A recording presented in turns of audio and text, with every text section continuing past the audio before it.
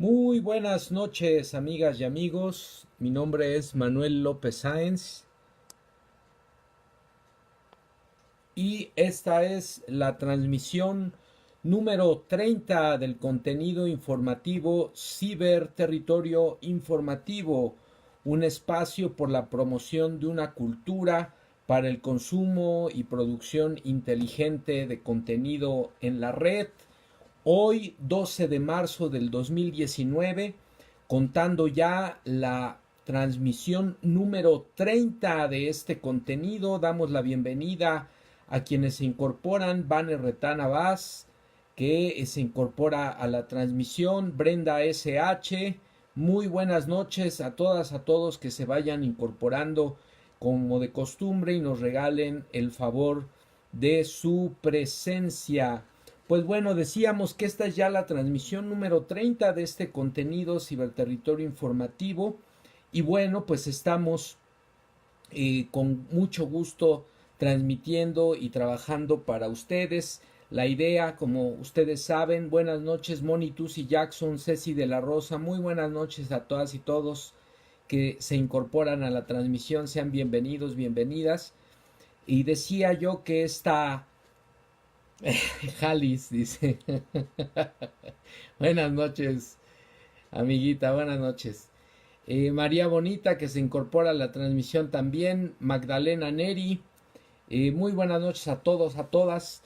Decíamos que este contenido pues tiene la intención de promover pues una cultura colaborativa, de búsqueda de contenidos, de difusión de contenidos, también de producción de contenido propio. Ese es uno de los aspectos más importantes y por eso pues hemos invitado a algunos amigos, algunas amigas, les invitamos a ustedes a que en la medida de lo posible pues nos planteen algún contenido que quieran compartir, transmitir en algún día de la semana por las redes sociales. Buenas noches Fanny Méndez, que también se incorpora, María Bonita, que nos está saludando con mucho gusto, con sus likes.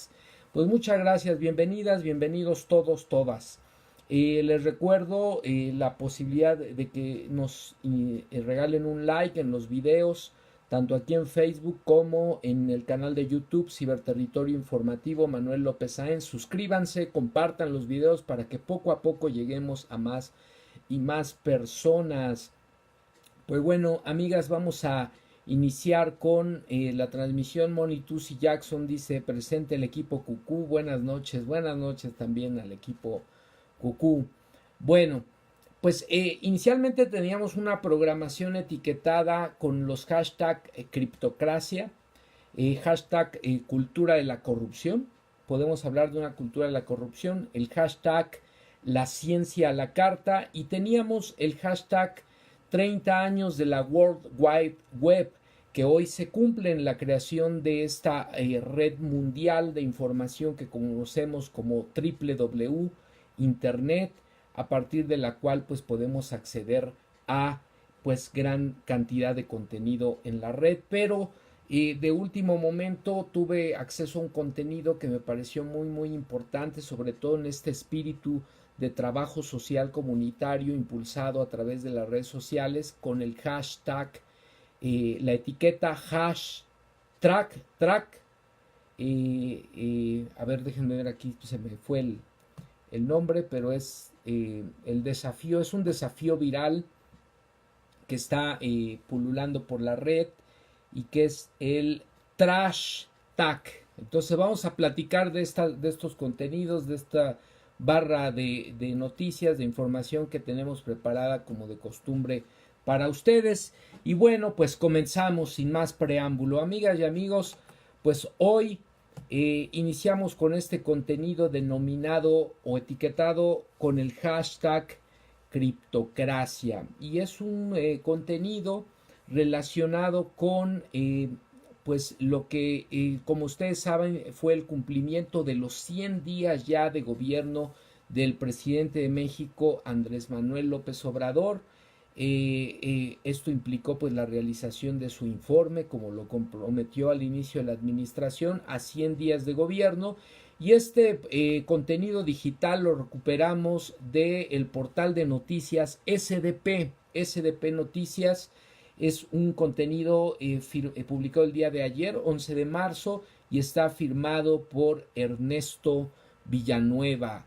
El contenido se titula Criptocracia, 10 puntos sobre los 100 días de gobierno. Y un primer aspecto, amigas y amigos, que hay que resaltar es que toda esta hecatombe, toda esta cortina de humo en torno pues a noticias fatalistas, catastróficas en términos económicos, sociales, políticos, que propios y extraños de la llamada prensa conservadora, de la prensa afín a los gobiernos anteriores, que habían vaticinado con pseudoespecialistas en distintos órdenes sobre el colapso, el fracaso que iba a vivir nuestro país a partir de la llegada de Andrés Manuel López Obrador a la presidencia, pues este colapso no solo no ocurrió, sino incluso podemos hablar de unos primeros 100 días de gobierno de la administración encabezada por Andrés Manuel López Obrador, llenos de promesas cumplidas, de trabajo realizado, de una lucha feroz, frontal, valiente para combatir la corrupción en nuestro país.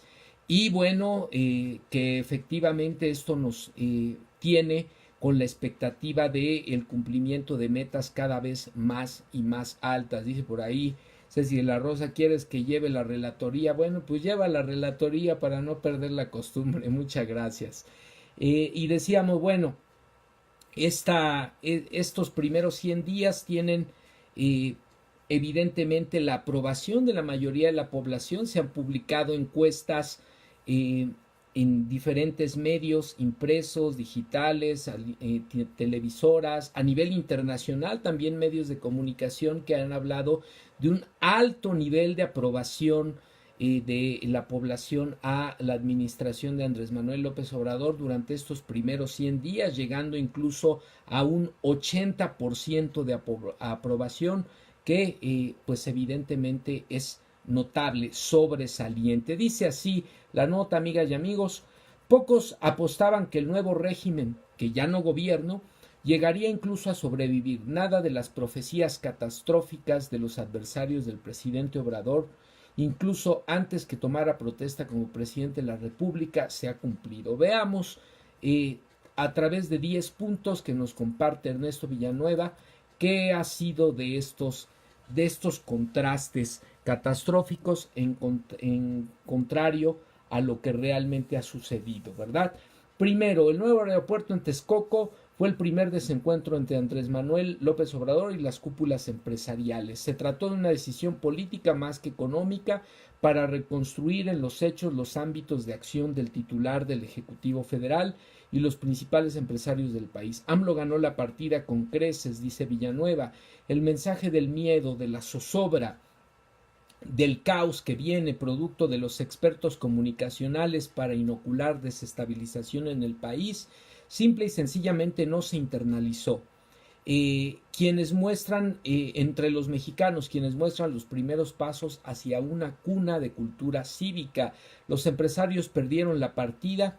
Las apuestas contra México de esos empresarios, cuyo único compromiso es con el dinero, no han tenido más remedio que aceptar la nueva realidad. Y esta cultura cívica tiene que ver, por supuesto, con pues el ejercicio de las consultas ciudadanas. El caso del aeropuerto fue la primera experiencia interesante, exitosa por parte del nuevo gobierno en relación a una práctica que debe de ser ya cotidiana, que debemos acostumbrarnos en términos del ejercicio de nuestros derechos, pero también de la responsabilidad que implica participar activamente en la toma de decisiones de nuestro país. Tenemos que acostumbrarnos a que se nos pregunte y a tomar participación y responsabilidad por las decisiones que la mayoría de la población opte como la alternativa más viable en temas fundamentales como fue el caso del aeropuerto. El segundo aspecto tiene que ver con la guerra contra el huachicoleo que Andrés Manuel emprendió y que se había mantenido con fines meramente estéticos en las administraciones anteriores. Se demostró que la sociedad, la gran mayoría de ella, se solidarizó con las medidas del nuevo régimen. Aquí también empresarios, beneficiarios y medios en busca de convenios quisieron amagar a Andrés Manuel. De nueva cuenta perdieron la batalla, dice Ernesto Villanueva. El pueblo creyó en Andrés Manuel López Obrador y las cosas han sido controladas en ese terreno. Y lo cierto es que esa experiencia particularmente fue extraordinaria. Por un lado, la necesidad de organizarse, de solidarizarse por parte de la población, buscar alternativas de movilidad a pues la imposibilidad en algunos casos de utilizar el medio de transporte cotidiano. Por otro lado, también la organización para hacer un uso y consumo racional del combustible, lo cual, dicho sea de paso, tuvo un impacto positivo en las condiciones medioambientales, sobre todo lo que vivimos aquí en la Ciudad de México. En ese sentido, fue una jornada cívica extraordinaria y de un respaldo contundente a la decisión del gobierno federal de combatir de manera frontal y directa el robo a todos los mexicanos que implica el robo de combustible. El tercer aspecto es lo que denomina Villanueva el espantajo de que la ley de remuneraciones haría que los mandos superiores de la administración federal salieran en desbandada porque establecía el fin de la burocracia dorada, que también por supuesto constituyó una fake news. Se hablaba de que iba a haber una especie de fuga de cerebros, que los grandes talentos de la administración pública iban a buscar otros horizontes laborales ante la reducción de sus jugosísimos salarios y prestaciones al amparo de los regímenes anteriores, y pues esto no ocurrió así. No más de 15 servidores públicos, apunta Villanueva, de mandos superiores, renunciaron por propia voluntad para irse al sector privado. A los demás se les agradeció sus servicios y aún hay un proceso de entregeneración, aprovechando el gran capital humano en México formado en las mejores universidades del mundo por el pueblo de México a través fundamentalmente, pero no de manera exclusiva, de pues las becas, los becarios beneficiados del CONACYT. Y ahí habría que ver también aquellos funcionarios que se fueron a la empresa privada.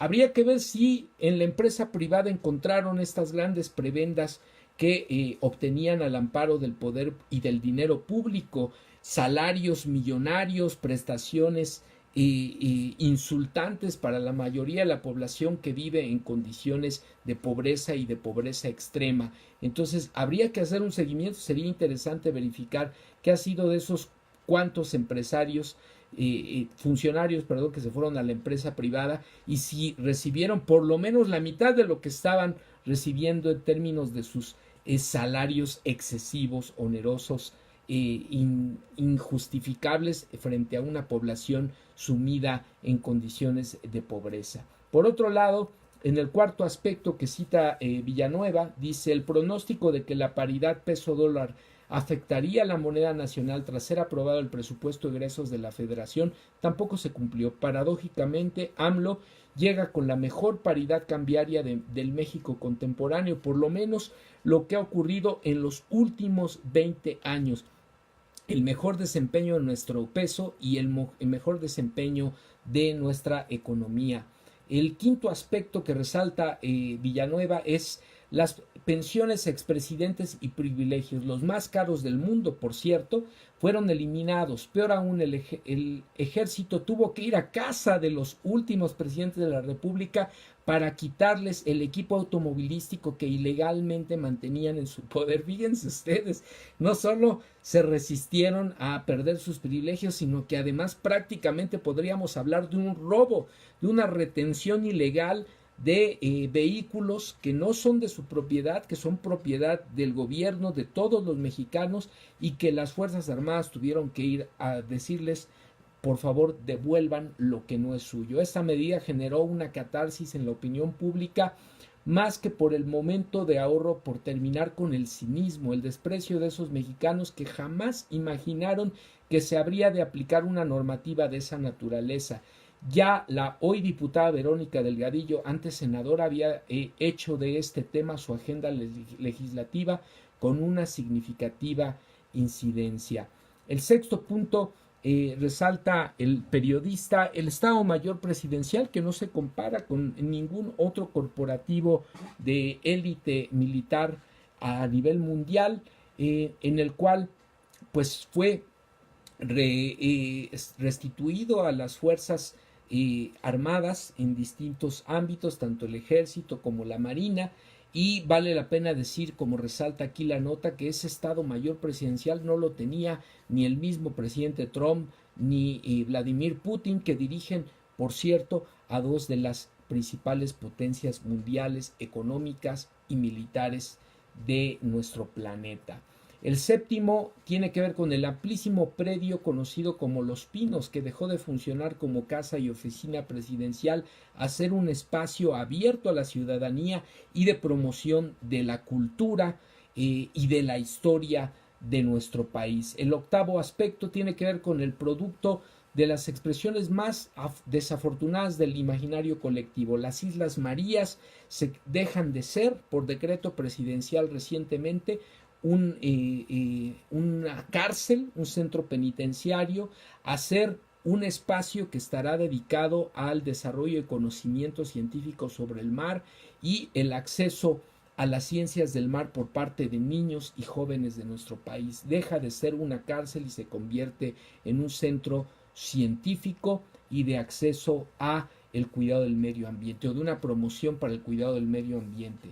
El noveno aspecto tiene que ver con el avión presidencial, la puesta en venta del oneroso avión presidencial, como un aspecto que estuvo planteado desde la campaña y que, bueno, hoy sabemos que está en los Estados Unidos, está en un hangar en Los Ángeles y está esperando ser vendido precisamente para recuperar este dispendio de recursos públicos y ponerlo a disposición de las necesidades de la población. Y finalmente, en este resumen de 10 puntos respecto de los primeros 100 días de gobierno, resalta Ernesto Villanueva de SDP, se han cometido errores y seguramente seguirán cometiéndose algunos, pero lo importante o que cabe esperar es que la curva de aprendizaje, por un lado, sea muy corta y el futuro es inversamente proporcional al previsto por los grupos de poder y los grupos de intereses creados, que habían hecho de la depredación de los recursos de los mexicanos su modus operandi y su modus vivendi. Se acabó el dispendio. Esa es la etiqueta, esa es la característica de los primeros 100 días de gobierno del presidente Andrés Manuel López Obrador. Se acabó el dispendio, se acabó la tolerancia a la corrupción, se acabó el uso discrecional de los recursos públicos, que son de todos los mexicanos y que se tendrán que poner a disposición de las necesidades de los sectores más vulnerables de nuestra población. Así se resumen en estos 10 puntos los primeros 100 días de gobierno. Por el bien de todos, dice el eslogan que se ha convertido en el proceder de este gobierno: primero los pobres. Pues ahí está la primera nota, el primer contenido, titulado, etiquetado con el hashtag criptocracia. Amigas y amigos, a ustedes platíquenos qué les ha parecido estos primeros 100 días de gobierno del presidente Andrés Manuel López Obrador. ¿Cuál es su balance? ¿Cuál es su visión? ¿Cuáles son sus expectativas? ¿Ha estado a la altura de las circunstancias desde su punto de vista? ¿Qué ha faltado? ¿Qué les ha sorprendido? ¿Qué esperan en los próximos días, meses, años de gobierno? Recuerden que al 2021 se espera se realice un referéndum, pondrá a consideración de la población la continuidad de su mandato o su renuncia. Entonces, ¿qué ha sido desde su punto de vista estos primeros 100 días de gobierno? ¿Cuáles son sus expectativas para lo que viene? ¿Qué les ha gustado? ¿Qué no les ha gustado? A ver, platíquenos, coméntenos aquí en los comentarios del video, amigas y amigos. Vamos a leerles desde luego con atención. Bueno, pues continuamos ahora con el segundo contenido etiquetado con el hashtag cultura de la corrupción, con interrogación. ¿Podemos hablar de una cultura de la corrupción? Ya en otros momentos hemos dado cuenta pues de esta aceptación tácita en distintos sectores de nuestra sociedad, por supuesto en la clase política, de la corrupción como un modo de vida. Incluso el expresidente de la República, Enrique Peña Nieto, llegó a hablar, no sé si torpemente o cínicamente, de que la corrupción en nuestro país era un problema cultural, que estaba en la cultura del mexicano el ser corrupto. Aquí vale la pena la reflexión, sobre todo en el marco de un nuevo gobierno, de un nuevo régimen que tiene, entre otras cosas, como bandera el combate frontal a la corrupción. ¿Podemos hablar de una cultura de la corrupción? Pues este contenido nos hace algunas reflexiones. Se titula La cultura de la corrupción, extraído del portal de noticias digital, sin embargo, bajo la pluma del periodista Oscar de la Borbolla, publicado el día de ayer. Dice así, amigas y amigos: cuando la corrupción se vuelve transversal y se presenta en los actos públicos y en los privados, cuando no es un grupo de personas ni prácticas eventuales, cuando no se da en un gremio y en cuando no se da un gremio y en otro no, cuando no es una región sino todas, cuando no son las autoridades sino también los ciudadanos, cuando no es en nuestros días sino que viene de muchísimos años atrás, cuando no son los de una clase social sino todas las clases sociales, cuando no son los de una edad, sino de todas las edades, ya no puede sencillamente hablarse de corrupción, sino de una cultura de la corrupción, y esto es precisamente, para desgracia de todos, lo que ocurre en México. Eso, pues por supuesto, está a debate, está a consideración, y yo creo que podemos dar, lamentablemente, muchos ejemplos que pueden apegarse a lo afirmado en estas primeras líneas de la nota, pero por otro lado también puede haber matices, circunstancias y situaciones que nos pueden llevar a reflexionar hacia lo más profundo de nuestra dinámica social, de nuestra estructura social, de nuestra idiosincrasia y de la manera en la que por acción u omisión hemos sido partícipes de actos de corrupción. Dice aquí Cecilia Rosa que si todo es importante atender y resolver en diversos aspectos del país, considero que no están organizando ya no terminó ahí el comentario, creo que se cortó, pero bueno, me imagino que se refería a los aspectos relacionados con los primeros 100 días de gobierno. Innovación educativa, dice: me parece que AMLO ha sido muy inteligente al marcar autoritariamente algunos aspectos, ya que la sociedad mexicana no está lista para actuar por conciencia social. Los avances pocos porque el país está destrozado en todos los aspectos. Bueno, pues este es un planteamiento, amigas y amigos. ¿Ustedes qué opinan? Yo no sé si podríamos hablar propiamente de autoritarismo, pero lo cierto es que hay un liderazgo fuerte, con capacidad de mando, con iniciativa, con propuesta, y eso pues quizá en una estructura social como la nuestra en algunos casos pueda mirarse como autoritarismo, en otros casos simple y sencillamente como una figura de poder, de fuerza, de autoridad moral a la que se sigue, en otros casos con una figura con la que es posible dialogar, pero es necesario también argumentar de manera clara nuestra postura. En otros casos, pues los que se hacen llamar de contrapeso podrían hablar en un momento determinado también de este autoritarismo. Desde luego hay muchas maneras de leerlo, pero bueno, aquí está la postura de nuestros amigos también de Innovación Educativa. ¿Ustedes qué opinan? Pues bueno, continuamos con la nota que desde luego se relaciona con lo anterior, con la evaluación de los primeros 100 días de gobierno, que es a lo que están haciendo referencia los comentarios. Y diríamos, ¿ustedes qué opinan? ¿Podemos hablar de una cultura de la corrupción? ¿Está en la cultura del mexicano la corrupción? Dice aquí periodista Borbolla: un fenómeno tan generalizado y con raíces que se enclavan hondamente en el tiempo no es explicable mediante una sola causa, por más importante que sea, sino que es el desenlace de una serie de enormes factores. Aquí, sin embargo, quisiera dar respuesta a un solo ángulo de tan lamentable asunto, preguntando: ¿qué es lo que hace que una persona esté dispuesta como primer impulso a entrarle al juego? ¿Qué es lo que lleva a que una expresión como el que no tranza no avanza se vuelva para los efectos prácticos en el lema de todo un país. Las causas son múltiples, pero quisiera abocarme solo a una, la transmutación del concepto de bien. Fíjense qué interesante. ¿Ustedes qué piensan? Alguna vez escuché hablar a el investigador Sergio Aguayo del Colegio de México que decía, es que hay un binomio, hay una relación dialéctica entre la situación de la corrupción y el tema de la pobreza. Y no se refería a que la situación de pobreza sea un fruto de la corrupción o que las personas que viven en situación de pobreza sean más proclives a la corrupción.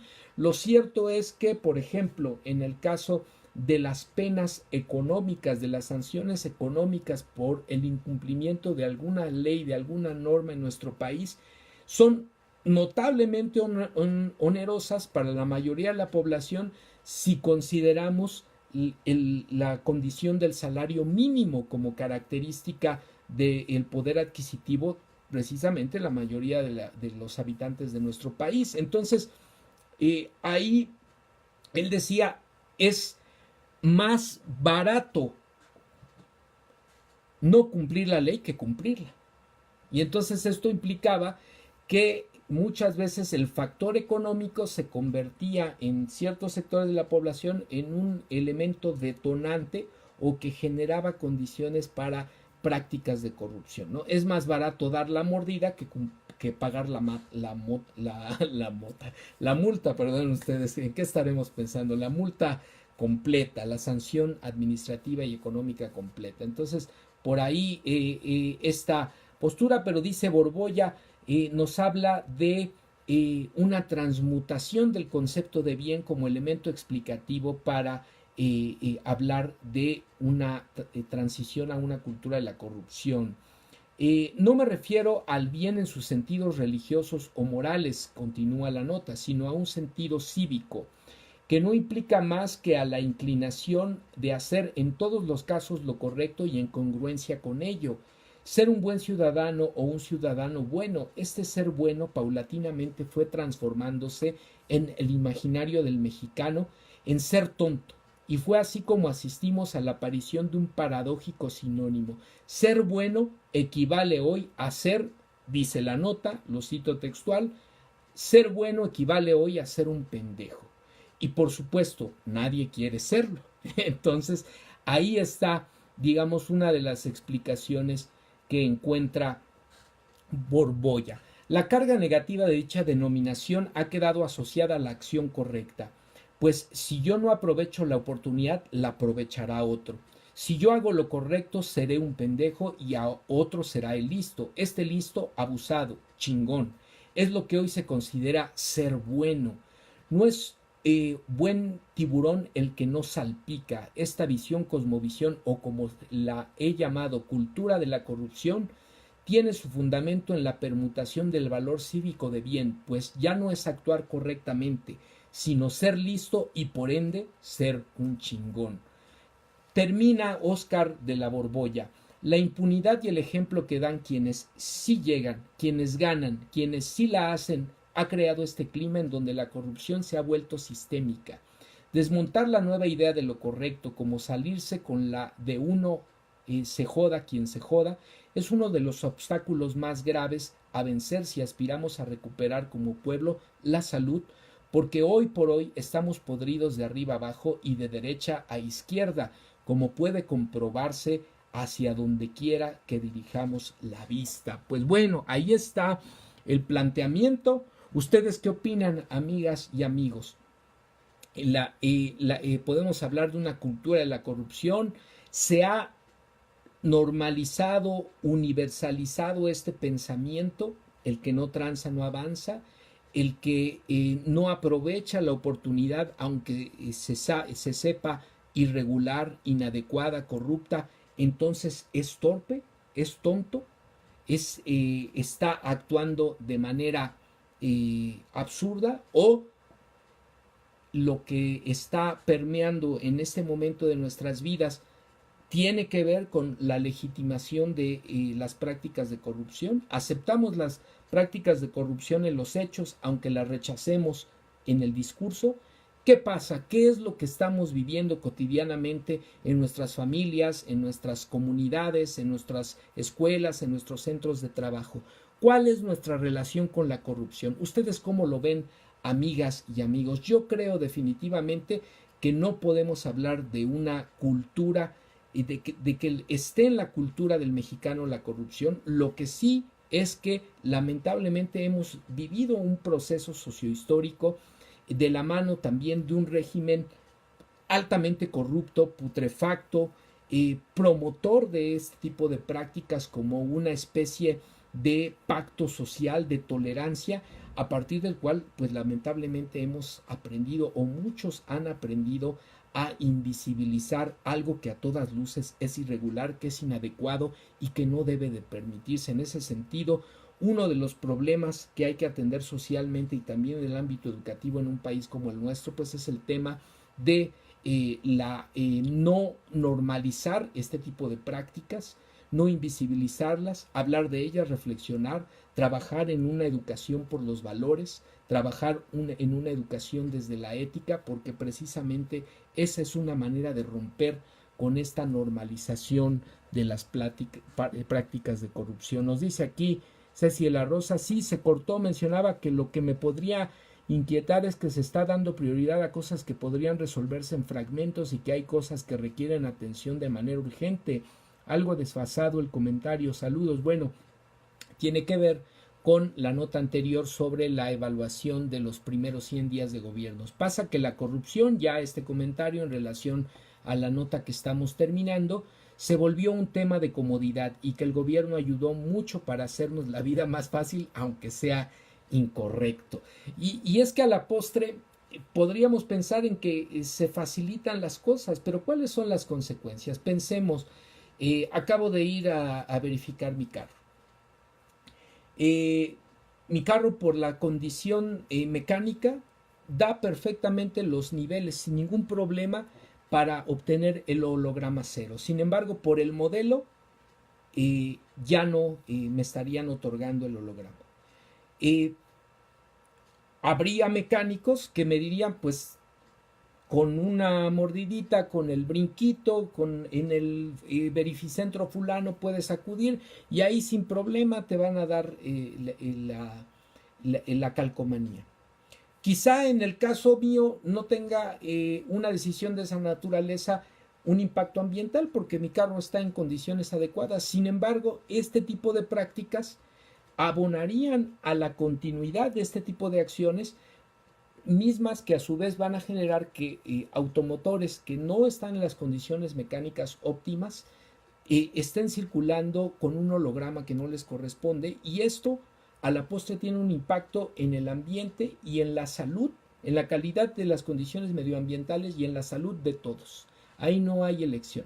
Entonces, es un ejemplo sobre el cual tenemos que reflexionar, y muchos otros respecto de la conveniencia o no, o de aceptar las facilidades que las prácticas de corrupción en un momento dado nos pueden otorgar en lo inmediato para resolver situaciones concretas. La realidad es que a la postre los efectos secundarios son mucho más graves, de mucho más impacto y de largo plazo, de largo alcance en la vida nuestra y en la vida pues de nuestras familias, de nuestros conocidos, de todas las personas que vivimos en un país como el nuestro. Entonces, en ese sentido, la reflexión y el diálogo, por supuesto. Dice Shinji Wok, me parece que sí hay una cultura de la corrupción. Desde niños aprendemos a convivir con la tranza, dice. Yo recuerdo que desde niña me decían, este mundo es de los vivos. Se digan otra vez esta referencia para referirse a que es mejor ser chingón que pendejo, perdón por las groserías, pero bueno, se entiende que está haciendo alusión también Shinji Wok a el planteamiento de la nota que acabamos de leer. Entonces, sí puede ser que haya ciertas prácticas incluso desde las familias en donde a los pequeños incluso se les esté diciendo aprovecha la oportunidad, aprovecha el error del otro, ahorita que no te están viendo, métete a la fila, ahorita que no te están viendo, toma el juguete que no te corresponde, etcétera. Y son prácticas que a la postre van reforzando una idea de que aquel que no aprovecha una oportunidad, un descuido, aunque se sepa que es inadecuado, pues es el que en realidad estaría cometiendo el error. Esos aspectos son los que tenemos que reflexionar en nosotros mismos y desde lo cotidiano, con los más pequeños, en la familia, en la escuela, en el trabajo, porque esto precisamente es lo que legitima ese tipo de prácticas y a la postre se abona entonces sí a un pensamiento, quizá como lo señala Borbolla, a una cultura de la corrupción. Pero en este sentido, lo importante es visibilizarlo y no aceptarlo como algo normal. Aceptarlo, reconocerlo como un problema y un problema sobre el cual todos tenemos un nivel de responsabilidad. Dice Innovación Educativa, muy real, si hay una cultura de la corrupción en México, desde mi punto de vista, y efectivamente al ser practicada constantemente como el ser chingón da un estatus de superioridad a quien la ejerce y al ser ejercida constantemente se vuelve una costumbre. Tuve un ejemplo de ello hace unos días al postear que desde mi punto de vista no era ético vender planeaciones y evaluaciones a quien no tiene tiempo de hacerlo, a lo que se originó un gran debate y tristemente observé cómo justificaban algunos docentes lo bueno que es comprar y que no me metiera en esos aspectos. Fíjense ustedes las respuestas y en este caso son profesionales de la educación. Eduardo Reynoso desde San Juan, Argentina nos dice, hola compañeros, saludos. Aquí en Argentina la viveza criolla, así la llaman, es el cáncer más grande que tenemos en el país. Creemos vivos por sacar provecho de alguna situación y ventaja ante un par, no es más que robarnos a nosotros mismos, y los políticos que llegan al poder son argentinos también y también tienen viveza criolla. Dice, además interesante la concepción, ¿no? Esta cuestión de los criollos, pues está en nuestro ADN, dice Eduardo Reynoso. Una vez hice una prueba y fuimos 4 personas a un camping y hablamos con el portero y nos dejó pasar a los 4 tan solo pagando 1, pero sin darnos el ticket. Los valores y la educación de ese portero solo valen 100 pesos argentinos. Bueno, los del portero y los de corrompe, porque como decimos acá, amigo Eduardo, en México, tanto peca el que mata a la vaca como el que le agarra la pata, ¿no? Eso es lo que decimos por acá y bueno, pues ahí están los ejemplos, amigas y amigos, que ustedes mismos nos están regalando desde sus experiencias. Yo insisto, el asunto fundamental sería visibilizar, discutir, debatir este problema, porque sí es un problema social y de qué manera tenemos que entrar, insisto, desde la familia, desde las regiones, las comunidades, desde la sociedad en su conjunto. Por supuesto, la escuela tiene un papel importante, las instituciones, los centros de trabajo, los distintos espacios de socialización son aspectos que tenemos que debatir, que dialogar constante y de manera sistemática para tratar de generar otro tipo de pensamiento y otro tipo de prácticas al respecto. La corrupción, en ese sentido, somos responsables todos y también somos todos en un momento determinado afectados por las prácticas de corrupción, tanto a nivel micro como a nivel macro. Sabemos que en nuestro país el tema de la corrupción está enquistado abajo, pero también arriba, y muchas veces el problema de la corrupción arriba, en los altos niveles de gobierno, a nivel empresarial, a nivel mediático, en las élites, los grupos de interés, es lo que más ha dañado precisamente a nuestro país y a nuestra sociedad en su conjunto. Pues bueno, dejamos ahí la nota, amigas y amigos, para la reflexión y continuamos con el tercer contenido del día de hoy, etiquetado con el hashtag ciencia a la carta. Y esta es una nota de Víctor Toledo, que escribe el día de hoy en La Jornada al respecto pues de lo que ha sido el uso de la ciencia como un elemento para hacer permanecer a ciertos grupos de interés político, económico, en el ejercicio precisamente del poder público y también en el ejercicio del poder de corte económico. Ahí está el asunto, hashtag ciencia a la carta. Y esta nota se titula entonces los mitos los mitos de la ciencia y la ingenuidad de los científicos. Esta es una nota firmada, decíamos, por el periodista Víctor Toledo en el periódico La Jornada el día de hoy. En estos días se habla con ardor acerca del papel de la ciencia y de su hija mayor, la tecnología. Para el futuro del país conviene recordar apreciaciones básicas sobre la verdadera función de esta institución llamada ciencia, uno de los mayores pilares de la modernidad que padecemos, dice aquí en nuestra nota. Perdón ustedes, se me movió un poco la nota, entonces perdí aquí. Sí, con apenas 2 siglos de existencia y en plena sinergia con el capitalismo, los combustibles fósiles, la industria, el individualismo y el patriarcado, la ciencia es la culpable mayor de múltiples beneficios, pero también de los principales riesgos, lacras, peligros y amenazas que hoy afectan la humanidad. 3 son los principales mitos que engalanan a la ciencia contemporánea y que sirven para ocultar la verdadera esencia, su verdadera esencia. El primero atañe a la fetichización. Siempre se tiende a hablar de la ciencia con mayúsculas, elevada a una suerte de entidad suprema, en vez de reconocer las diferentes modalidades del quehacer científico, cada una de las cuales persigue fines diferentes y hasta de carácter antagónico. Este fetiche se ve acompañado como segundo mito por la falsa idea de que toda actividad científica es automáticamente benéfica, moralmente buena e ideológicamente contempla un carácter virtuoso.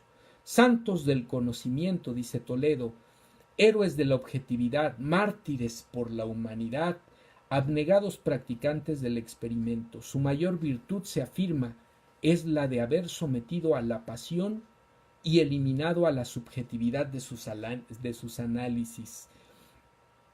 Bueno, pues yo en ese sentido lo que podría decir es que este aspecto de las ciencias llamadas duras y su aspiración o su sueño guajiro, que es la objetividad, pues en realidad es solo eso, es una aspiración, un sueño guajiro, porque ninguna construcción humana, ni la más rigurosa en términos metodológicos, está al margen de la subjetividad de quien la desarrolla, de quien la construye, de quien la mira, de quien la hace o quien la interpreta. Pero bueno, efectivamente esta es la crítica a la que aspira el periodista Víctor Toledo respecto de la nota. El tercer mito lo ha descrito con precisión Jorge Reichmann. El conocimiento científico es un gran bien, pero ¿cómo pueden tantos investigadores caer en la ingenuidad cientificista de creer que simplemente incrementar el conocimiento conducirá a la mejora de la condición humana? El progreso científico no implica necesariamente progreso humano. Para que se diera progreso humano sería necesario que las comunidades de ese enrevesado simio averiado que se llama Homo sapiens estuviese en disposición de usar el conocimiento creciente de forma adecuada. Fíjense ustedes, qué interesante planteamiento. En ese contexto, que sorprenden por ingenuos los reclamos de más presupuestos para la ciencia, dice Toledo, o libertad de investigación.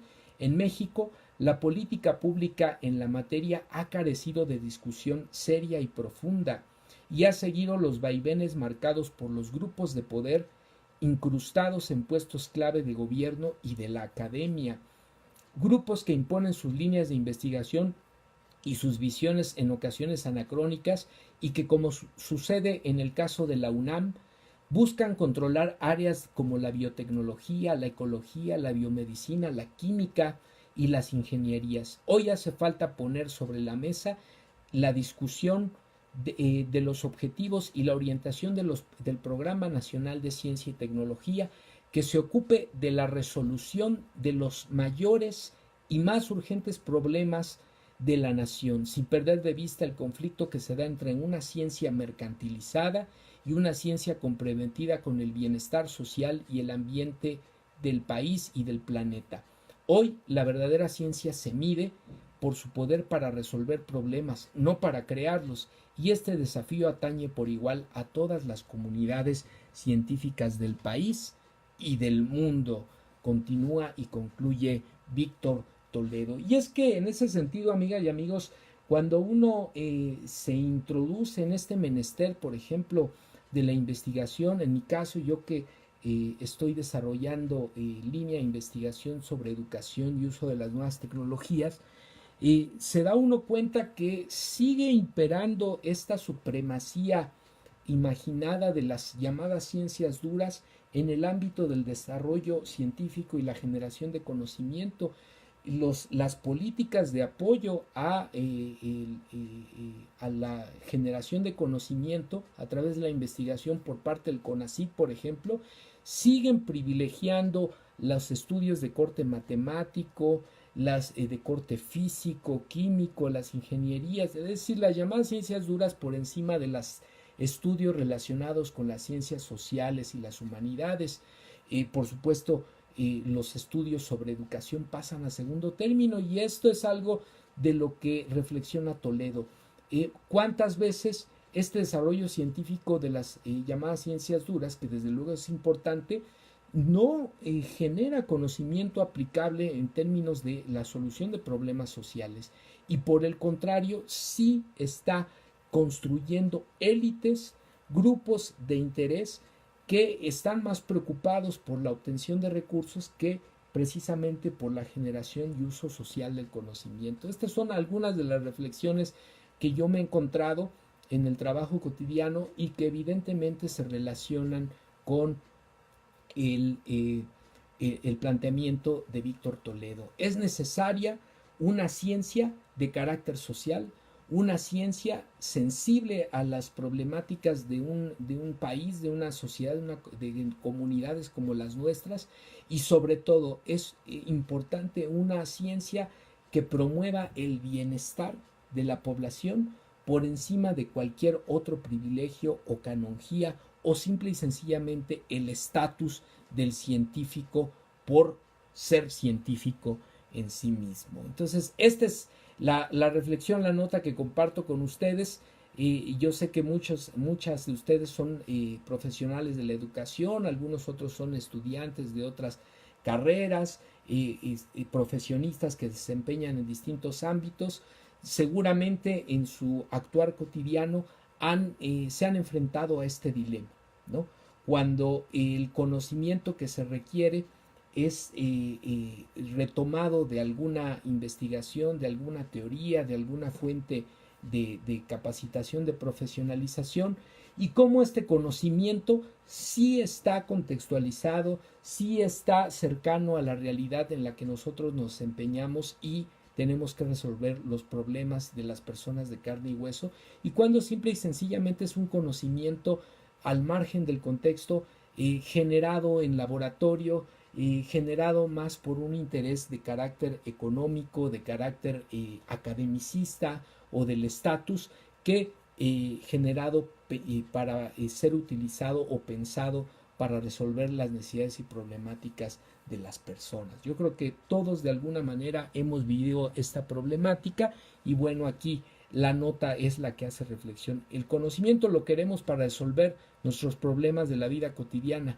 no para estar flotando en las nubes del ensimismamiento, de la reflexión sobre la realidad, pero nunca de llegar a la transformación de la realidad, que es lo que requerimos para mejorar nuestras condiciones de vida. Pues bueno, dejamos esta tercera nota, amigas y amigos, y les comentaba que hoy, y esta era la cuarta nota que teníamos preparada para ustedes, hoy se cumplen 30 años de la creación de la llamada World Wide Web, es decir, lo que conocemos como WWW, la red de redes, que a partir de la cual podemos en internet acceder a grandes cantidades de contenido, de información, posibilidades de comunicación, de aprendizaje, de colaboración, etcétera. Hoy se cumplen 30 años de la creación de la llamada World Wide Web, pero decidí sustituir este contenido por un reto viral que me parece de la mayor relevancia,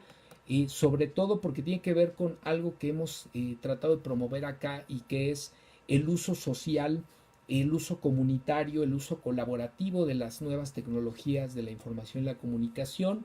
Y por otro lado que hace referencia a una moda que recientemente ha generado dinámicas nocivas, pero que en este caso se trata de una dinámica muy positiva, muy propositiva entre los usuarios de las redes sociales y que tiene que ver con el cuidado del ambiente.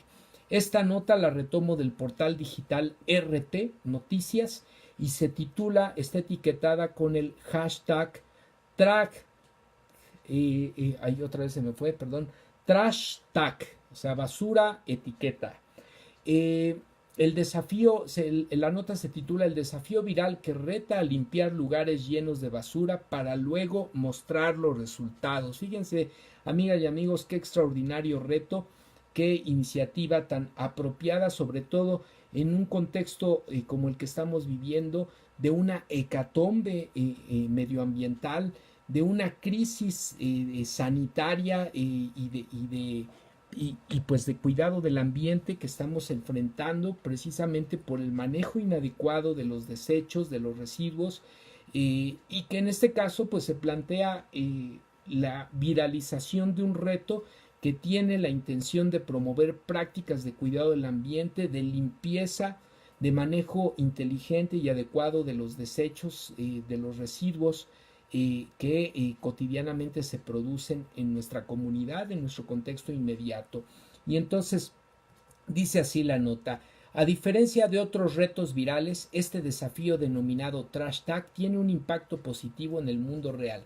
Se trata de un reto que tiene sentido y al que todos nos deberíamos sumar, aseguran muchos internautas. Y aquí en la nota aparecen imágenes diversas en países en todo el mundo. Este es un reto que ya se hizo viral a nivel mundial, de personas que eligieron una comunidad, un terreno, una colonia, una casa, una escuela, un río, por ejemplo, toman la fotografía con toda la basura que hay en el lugar y se abocan, se organizan, levantan la basura, la guardan en costales, la trasladan a algún lugar para su manejo adecuado de los residuos y finalmente toman la nueva fotografía ya con el espacio limpio, libre de basura, libre de contaminación.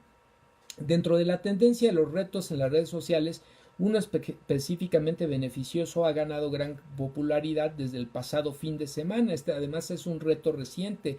Se trata del desafío Trash Tag, en el que usuarios comparten fotografías, decíamos, de un lugar público atestado de basura antes y ya después cuando lo limpiaron. La iniciativa Trash Tag nació en el 2015 de manos de UCO, una compañía de iluminación, como parte de una campaña para proteger las áreas silvestres. Sin embargo, en los últimos días volvió, felizmente diría yo, a ser popular en internet tras una imagen difundida inicialmente en Reddit que invita a los adolescentes aburridos y a todas las personas en general a publicar una instantánea de áreas que necesiten un poco de limpieza y otras después de haber hecho algo al respecto. Y aquí por supuesto que es importante realizar acciones de alto impacto en ese sentido, pero pueden empezar hasta con su cuarto, hasta con su casa. Muéstrenla cómo estaba antes y cómo queda después de un ejercicio de limpieza, y después hacerlo en su unidad habitacional, en su colonia, en su escuela, en su trabajo, etcétera. Lo importante aquí es viralizar una conciencia por el cuidado del medio ambiente y viralizar prácticas, acciones concretas relacionadas con una cultura del cuidado del medio ambiente. Igual que en el tema que mencionábamos de la corrupción, aquí la propuesta que yo les haría, amigas y amigos, en esta idea del uso social de la tecnología, es que propongamos a partir de este contenido, por un lado, participemos en este reto. Yo me comprometo el fin de semana a subir foto de algún lugar lleno de basura y después la foto del lugar limpio, realizada esta acción por mí, y si puedo apoyarme de algunas otras personas, pues la mostraré en las fotografías. Me comprometo a hacerlo este fin de semana. Regálenme ustedes también sus fotografías realizando esta acción e impulsemos a partir de hoy, a partir de este contenido, de esta emisión, impulsemos retos virales en las redes sociales orientados al cuidado del ambiente, al mejoramiento de la convivencia social, a la prevención de la violencia, a la erradicación de las prácticas de corrupción en nuestro contexto inmediato, es decir, tantas y tantas problemáticas sociales que podemos estar viviendo, atravesando cotidianamente y que podríamos incentivar su combate, su transformación en prácticas prosociales, en prácticas de cuidado ambiental, en prácticas de relaciones adecuadas, de honestidad, de respeto, de tolerancia, de convivencia pacífica, etcétera, etcétera. ¿Cuál es el reto que se les ocurre a ustedes? ¿Qué acción proponen viralizar a través de un reto como el que hoy estamos comentando en este contenido? Reitero la invitación a que ustedes lo hagan. Yo me comprometo a subir las fotos de mi reto, de sumarme al reto hashtag tag. El reto hashtag, perdón, se me traba esta etiqueta, pero bueno, el reto de limpiar algún lugar y promover una cultura del manejo inteligente de los residuos y del cuidado del medio ambiente. Nos dice aquí Ceci de la Rosa, se puede empezar con la app Forest, donde el tiempo que dejes de ocupar el teléfono siembras un árbol digital y después de cierta cantidad las asociaciones de la app plantan árboles reales. Bueno, pues miren, aquí nuestra amiga Ceci de la Rosa nos está proponiendo una estrategia. Entiendo que es una especie de juego de simulación virtual, y a partir de eso las asociaciones que promueven esta aplicación App Forest, dependiendo del número de árboles que siembres al no utilizar, entiendo por lo que dice aquí nuestra amiga, el celular, o utilizar esta aplicación. A ver, a lo mejor Ani nos puede explicar un poco cómo es la dinámica. Entonces estas asociaciones hacen una siembra de árboles en algún lugar, en alguna región donde se requiera. Pues ahí están ideas. Vamos a seguir con las ideas en ese sentido y esperemos que para la próxima semana no solo haya muchas fotos de los lugares que como yo ustedes también vayan a limpiar, sino también haya propuestas de otros retos virales en pro del ambiente, en pro de la educación, en pro de una mejor convivencia, en pro de una cultura del respeto, de la tolerancia, tantas cosas que podríamos pensar, retos para viralizar y mejorar la convivencia cotidiana en este planeta, en esta casa que llamamos Tierra, ¿no? En este país nuestro que llamamos México. Pues bueno, amigas y amigos, con esto estamos cerrando los contenidos de la transmisión del día de hoy. Por supuesto, resta la acostumbrada ya agenda, hashtag agenda me canso ganso. Nos dice aquí Mateo Suri, con mis niños del jardín dejar de usar el popote de la leche, ya desde pequeño los podemos inculcar el hábito. Sí, este es un aspecto, una práctica que algunas de ustedes han comentado.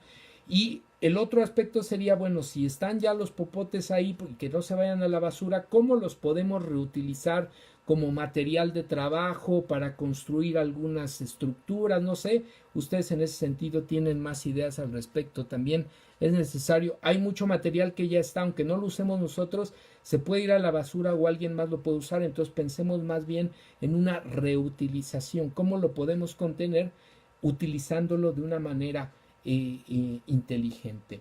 Es decir, la Rosa, debes dejar de utilizar, nos dice de la aplicación, de utilizar el teléfono. Tú decides qué tiempo. Ok. Ayuda a las emisiones a reducir las emisiones de radiación y si logras ese tiempo se crea un árbol digital. Ok, entonces entiendo que, por ejemplo, yo digo, tengo la app en mi teléfono y programo que voy a dejar de usar 3 horas el teléfono, y a partir de eso se crea entonces el árbol digital, y dependiendo de determinados números digitales de árboles digitales que se creen, entonces estas asociaciones van y siembran esos árboles reales en algún lugar que se requieran. Pues miren, ahí está la tecnología al servicio del cuidado del medio ambiente. Esa es otra idea que podemos practicar. Yo voy a descargar la aplicación y a ver qué tal nos funciona. Pues bueno, amigas y amigos, estamos cerrando. Nos resta el día de hoy revisar la agenda de nuestro presidente Andrés Manuel López Obrador. que es lo que hemos denominado en este espacio como la agenda Me Canso Ganso. Y por supuesto no se pierdan en un momento más la recomendación de lectura, esta recomendación de lectura que tenemos preparada para el día de hoy, relacionada también con el uso educativo de la tecnología. Pero bueno, vamos acá con la agenda hashtag Me Canso Ganso. El 6 de marzo, que fue el día posterior al último día que nos vimos, se lleva a cabo, por supuesto, la conferencia de prensa el correspondiente al día 6 de marzo. El día 7 de marzo se hace el anuncio aquí en Twitter de que ya están en la plataforma Spotify, ya están colocadas y van a seguirse colocando las conferencias mañaneras del presidente Andrés Manuel López Obrador, así que ya llegó Andrés Manuel a Spotify para que lo puedan escuchar cuando ustedes lo consideren conveniente. El día 7 de marzo posteaba una fotografía en memoria del aniversario del Metrobús, recordando que en 2005 él, siendo jefe de gobierno, inauguró la línea de Metrobús, la primera línea de Metrobús en nuestra Ciudad de México en el año, un día 7 de marzo, pero del año 2005. El 8 de marzo, en conmemoración por el Día de la Mujer, la conferencia correspondiente y también el evento en el Palacio de Gobierno. El reconocimiento de los derechos humanos de las mujeres es la base de un Estado democrático, la actividad de festejo por el Día Internacional de la Mujer. El 9 de marzo, el programa de apoyo a productores y precios de garantía desde Encarnación de Díaz en el estado de Jalisco. En el mismo estado de Jalisco, en Guadalajara, el 10 de marzo, se informa que la pensión adultos mayores ya se empezó a asignar hasta 400,000 adultos mayores de Jalisco desde el mes de enero. Y pues yo lo tengo en carne propia. Mis papás, que son pensionados del ISSSTE, ya también desde enero tuvieron su pensión, porque ya pues son mayores de 68 años. El 10 de marzo, programas integrales de bienestar desde Puebla a Puebla, la presentación de los programas de bienestar, las becas para los niños, los jóvenes estudiantes y para los jóvenes que puedan incorporarse como trabajadores de alguna empresa. El día 11 de marzo, pues la conferencia de prensa, desde luego, del día correspondiente, y también el informe de los primeros 100 días de gobierno que estuvimos comentando aquí en la primera nota de la emisión.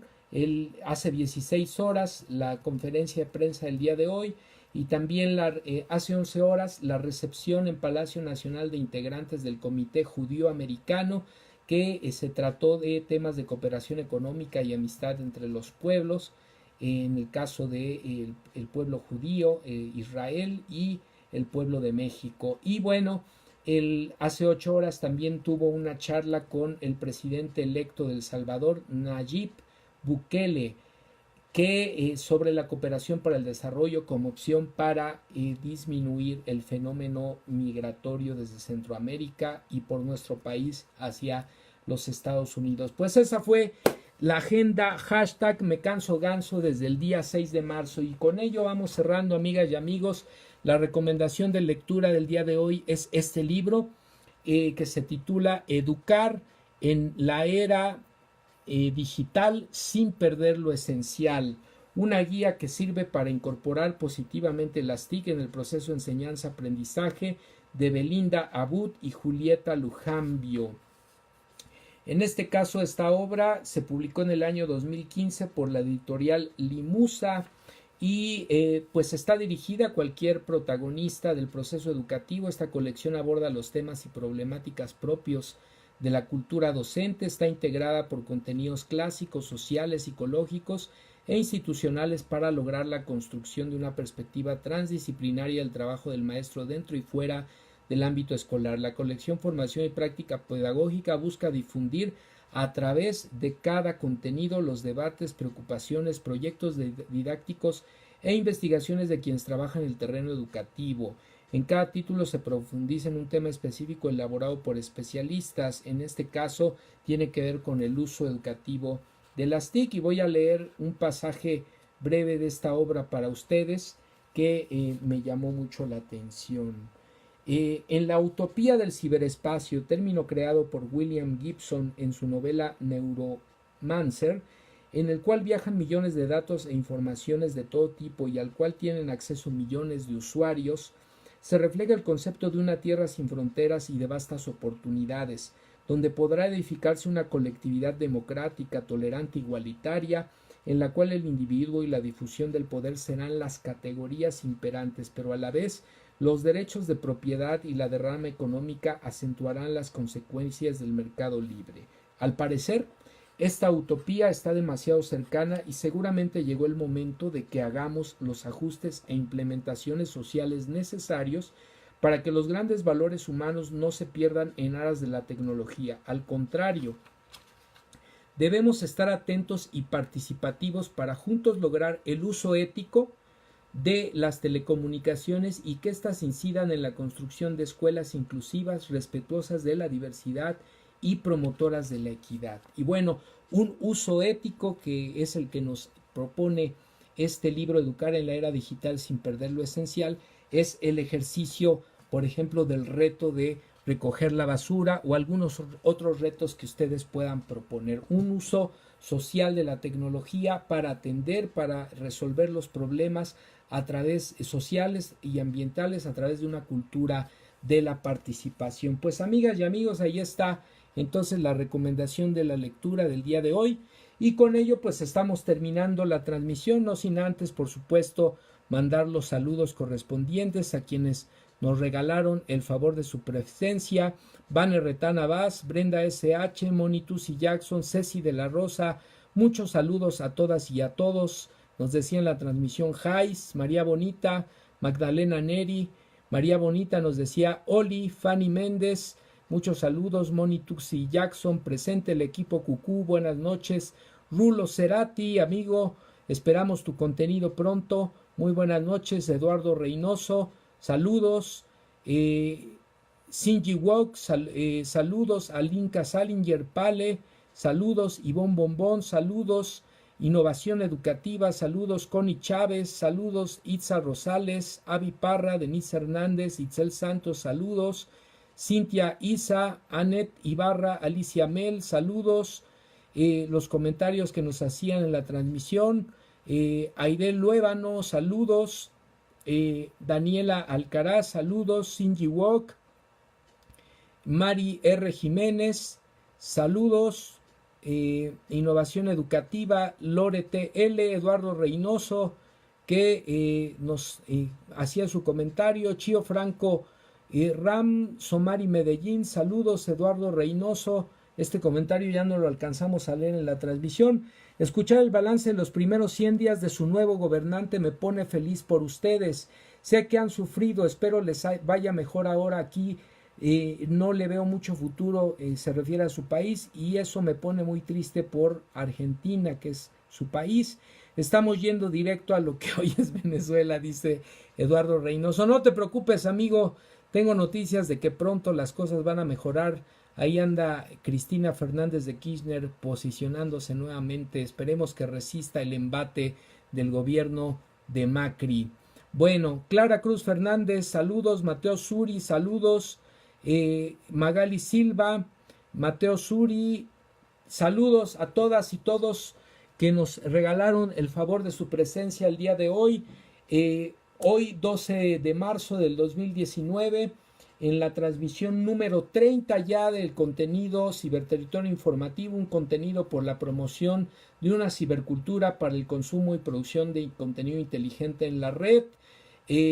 No se olviden de suscribirse al canal Ciberterritorio Informativo Manuel López Sáenz, darle like a los videos, compartir para que poco a poco lleguemos a más y más personas, y también no olviden la invitación abierta a todas y todos ustedes a que nos propongan contenidos sobre los cuales ustedes puedan realizar también sus transmisiones.